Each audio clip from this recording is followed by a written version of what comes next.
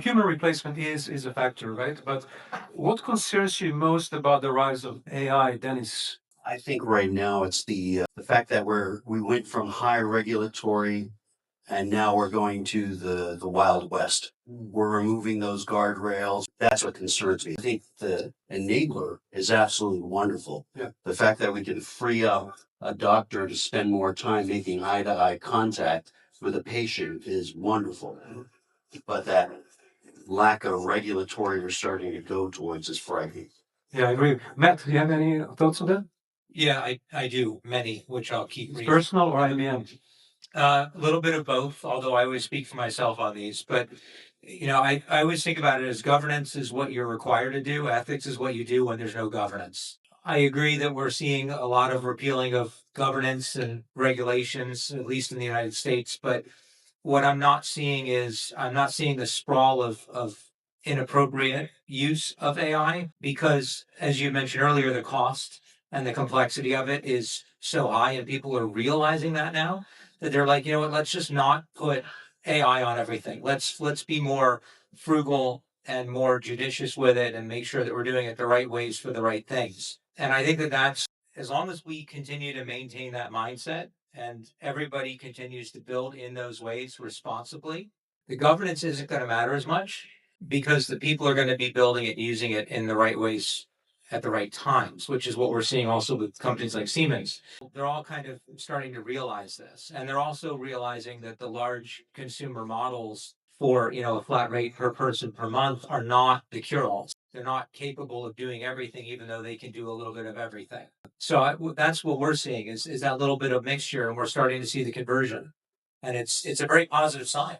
Great. Ali, go ahead. Yeah, I think each one of us could write books about the danger of AI and what concerns us. There are three points that I think are worth mentioning. One of them is workforce development. As we get more technology advanced as a society, we will need to obviously move the workforce into a new kind of role. And for us, this is very dear to our mission. We support West Virginia and across Appalachia. We see many cases where there is a need for technology, right?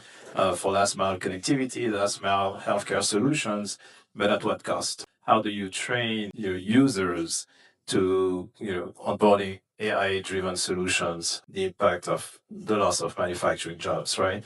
And so I think the future of work is at stake. We don't spend enough time thinking about solutions for that particular piece, and it doesn't have to be purely impact. I think there are interesting, sustainable model that VCs and corporations could look into. So I think a lot about the future of work, the workforce development. Another piece is obviously CapEx, very large, capital expenditures happening in the space. As an investor myself, I see it very exciting. It's very exciting to watch.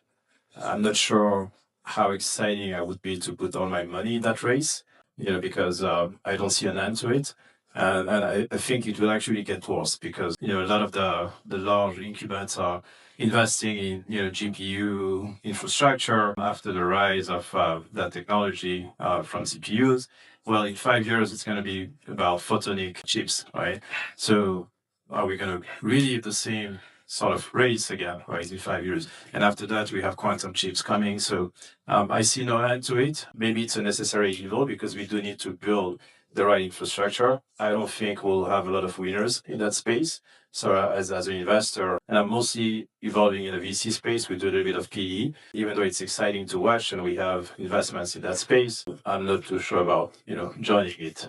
And then the last piece is a little bit more sober, I would say. It's the geopolitical tensions that the technology is creating in terms of polarizing the world, as we see different alliances being built around different kinds of investments, East versus West. So that's a big point of concern, especially for us as we operate in different markets that are sometimes opposite to each other.